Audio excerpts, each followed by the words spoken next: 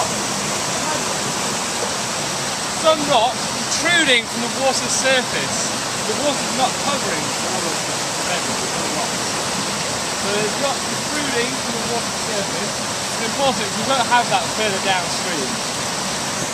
Protruding, sticking out of. What's that? Yeah, we have a V-shaped valley. So in the upper courses, we have this nice V-shaped valley, nice steep-sided V-shaped valley.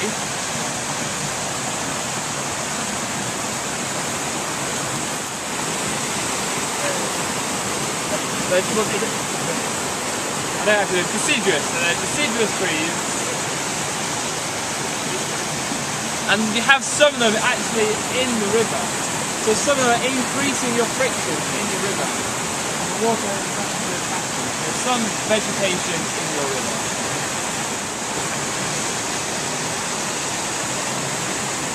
What do we notice from the top when we first came in? There, yeah. So there's farmland, there's some farmland at the top.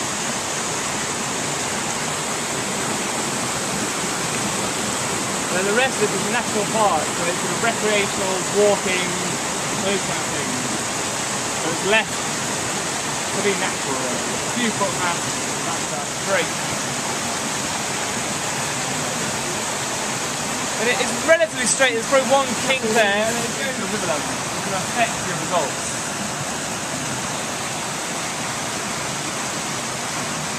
It's melting snow, and that's why, I came 2 days ago and the river levels were really low. We've had a bit of rain overnight, the snow started to melt, and we've got pretty high levels. At the top of the lowest bank, so the top of the lowest bank is this side here. Please be careful getting in and out of your river. So stick the peg in, and then just feed it across the river. Quite deep, to be careful.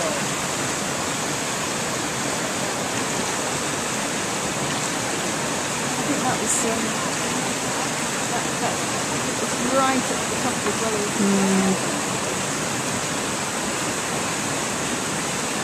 Okay, we want to make sure this line is horizontal. It's the same level all the way across. Let's take a few photos in from a few years back. Okay, so there's my transit line set up. A recording sheet. Bank across the water surface to where the water touches the bank on the other side. So careful getting in the rain. Press it on now. Sounds like a kind of flow motor. Oh yeah.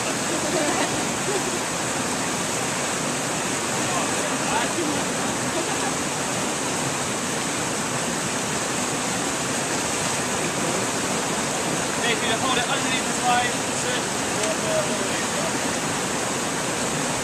Make sure you keep it nice and taut, so what's happening.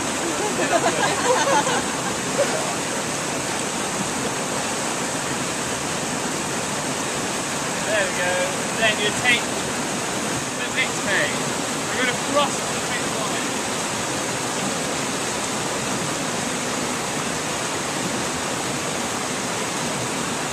There you go, like that. Using this to do it. It sinks. One good reason, it also has these little kinks so it can fit into all the little nuts and crannies. I hate the feel of rusting metal, it goes right through me. Ah. Have another volunteer please.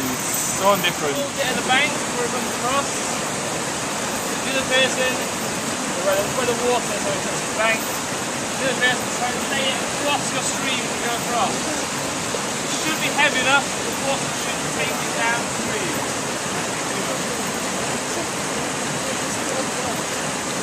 Thank you, the nut chain's flying down. Yeah.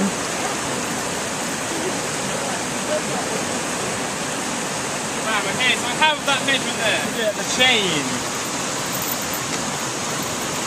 So to do this, get your tape measure. This is where it's finished at. Put the start of your tape measure in there. And make sure you run it down vertically. If you do it horizontally, it all sags, so you get a good reading. run it between your fingers like that. So you're measuring the length of the chain that you've used. Nice and cold, snowy chain. Okay, 11 sample sites. We need to do it 11 different times. Where am I going to do it? Randomly? I'm liking the pen. Just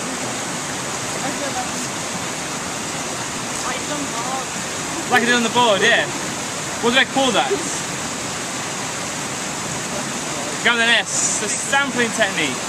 To do that,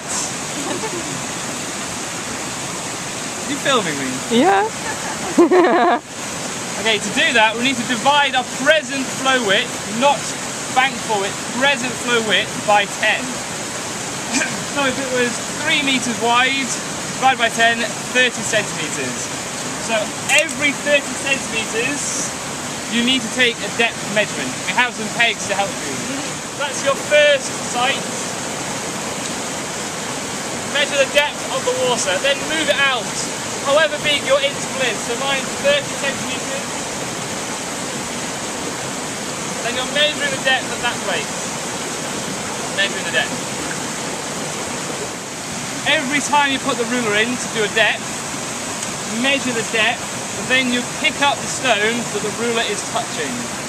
Whatever stone the ruler touches, you'll get to pick up. Bend down. A little bit slippy. Whatever stone the ruler was touching, that's the one you pick up. What bits do we measure of this? The top and bottom. Okay, a 3D object has 3 axes. So it has the length, which is the largest bit. It has the width, which is second largest, perpendicular to it. So sorry, width, length, width, and then it has the depth as well. We're going to measure the B-axis, which is the width of the stone. Because within your stream, the stones move through their B-axis. And if you took all 3, so if you measure the A, B and C, then divided it by 3, your measurement then will be closest to the B-axis. So for every stone, 120 quid for one of these. So try not to lose it if possible. Very fragile, 80 quid. Little man in Wales makes them for us. So please do be careful with them. This distance, we can time how long it takes to travel down here, and then from that we can calculate the velocity of your river. And to be nice to you, we're not going to make you do any maths. We actually have a velocity conversion chart. So it has time along the bottom, and then you can go up, find out the velocity and read it across. So hopefully it should be nice and easy for you to do.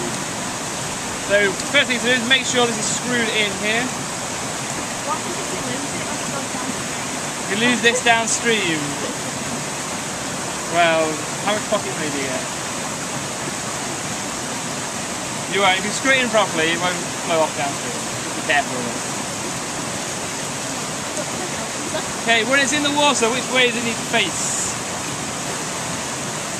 That way? Okay, awesome. So it needs to face up into the river, so it moves the impeller downstream. If I'm in the river here, what's the problem? I'm blocking the water, so make sure you're stood downstream of your impeller when it's in there. I know it's together. Okay, yeah, it's a good question. On a day like this, it's quite murky. You might be able to see it. If you can't see it, when you're holding it, you can feel a slight vibration. When it hits there, the vibration stops. So I think for this site it should be okay. The next site might be a little too deep. So yeah, good question. The limitation with this technique. The other thing we need to make sure is this is at half the depth of the river all times.